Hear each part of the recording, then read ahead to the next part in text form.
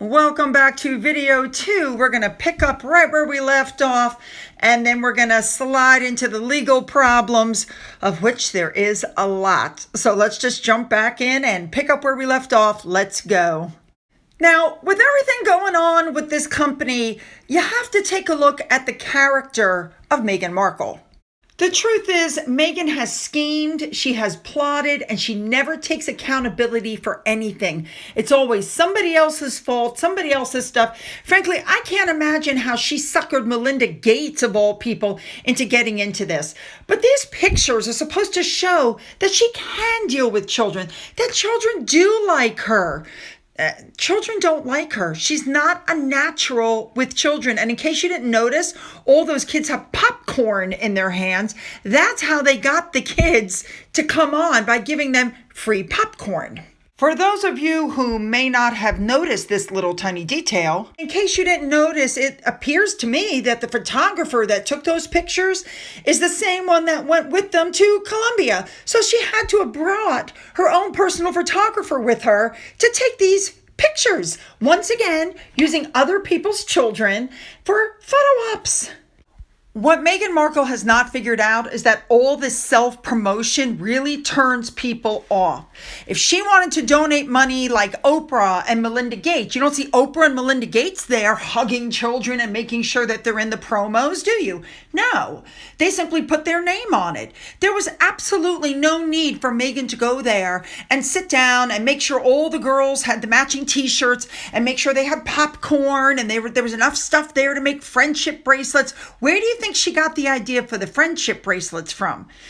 Take a second and think about it. Do you guys remember?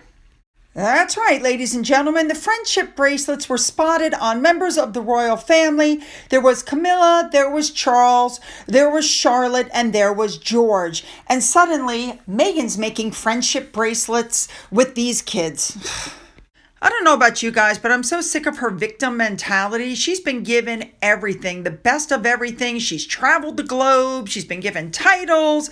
She's had contracts thrown at her that she did not, and she and Harry did not earn. She's literally squandered the chance the royal family gave her for that platform, and she's thrown everybody away, including her family. I'm so sick of her telling people to be kind. She can't be kind. So, of course, the internet sleuths got busy, and here we go. Resting Dollface pointed out that this woman, Larissa May, had a video. She is the one who launched the initiative and partnered with Girls Incorporated. This young lady, Larissa May, is the founder and executive director of Half of the Story.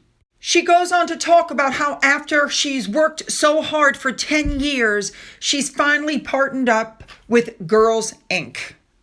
She goes on to talk about how they've spent 10 years coming up with a program that she wishes she had as a girl because it helps navigate the digital world and offline to prioritize mental health. She talks about how this partnership is to help young girls shape their future, and she puts up the same pictures that Meghan had in her promo, except Meghan's not in any of the pictures. She goes on to say how knowledge is power, and she wants to thank the CEO of Girls Inc., you know, that doctor, the one that you saw walking around with Meghan Markle. But all still is not as it seems, is it? So the first thing you find out is that once again, Meghan tried to take full credit for something that she had nothing to do with their success. Then Stephanie Sidley found out that this Larissa May woman has a website that pushes to abolish free speech, that she had her Twitter account suspended indefinitely, which is at this day is kind of hard to do, and also that Girls Inc. is a pay to play. Wow. This girl apparently has done a lot of work. She claims, if I read everything correctly, that she was cyberbullied, and so she's using this, for the future. Now, for those of you who are not on Reddit, my suggestion is that you get on there and follow this next person. Her name on Reddit is Saint Meghan Markle. And what she found is that the partner charity there was sued for discrimination and workplace bullying. Oh my. I'm going to paraphrase this, but of course you're free to stop the screen and read it for yourself. But essentially, Girls Incorporated was sued for discrimination and workplace bullying. Now, this foundation is supposed to empower underprivileged girls through social and educational support. There's a Massachusetts chapter, and they settled their case in 2023. And even though they settled it, the former employee alleged a toxic workplace. She claims she was a diversity hire. Now, there is an existing Change.org petition to hold the board accountable, and it's still active, and it has a lot of victim testimonies. At least 30 instances of abuse by the chapter's CEO and COO against staff and program participants are documented. Here's one of the examples talking about how the colored people in the organization were undervalued and basically used as props. Again, it's not really inclusive, and their COO's cruelty is calculated and intentional. Yeah, she felt more like a prison warden than a COO. Ooh, that's harsh. The next part sounds just like Meghan Markle, that she forces the staff to start their day early and late. She pits the staff against each other, makes comments about their physical appearance, high staff turnover. Yeah. So anyway, the chapter CEO retired last year, and everything was supposedly swept under the rug. So as a result, they're saying this organization is perfect for Meghan the bully. Anyway, in 2020, a chapter that's located in a different part of Massachusetts also faced allegations of racism. Now, down in the description box, you're going to find the links to the petition, the full testimonies, the court case. It's all there for you to read and peruse on your own so you could make up your own decisions. So again, go down into the description box and you'll find the link to this article, and at the bottom are all the links for you to peruse.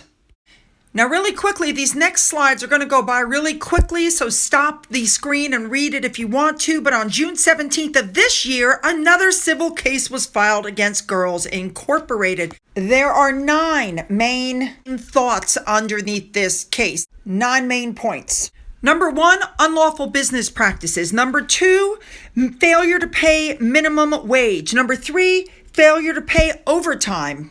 Number 4, failure to provide lunch breaks. Number 5, failure to provide required rest periods. Number 6, failure to reimburse employees for required expenses. Number 7, failure to provide accurate itemized statements. Number 8, failure to pay wages when due. And finally, number 9, violations of the Private Attorneys General's Act. My goodness.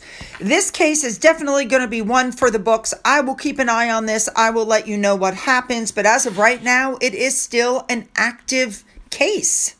So once again, I question, did they not vet this company out before they joined with it? Did they not do their due diligence? Or did they do and they just didn't care? And a big thank you to Remoulade Sauce. I'm thinking she is starting to run out of money because every single thing that she was wearing, she's worn before. That's a first. Oh, I want your comments on this for sure. So don't forget to hit the like and the subscribe button. Put your comments down, make them good. Then go down into the description box where you'll find the links to my Twitter, my Gettr, my Rumble, my email, my Patreon, which is currently paused, my Amazon wishlist on my physical address. For those of you who have donated to my coffee fund, thank you so much. And as always, you guys, have a great day.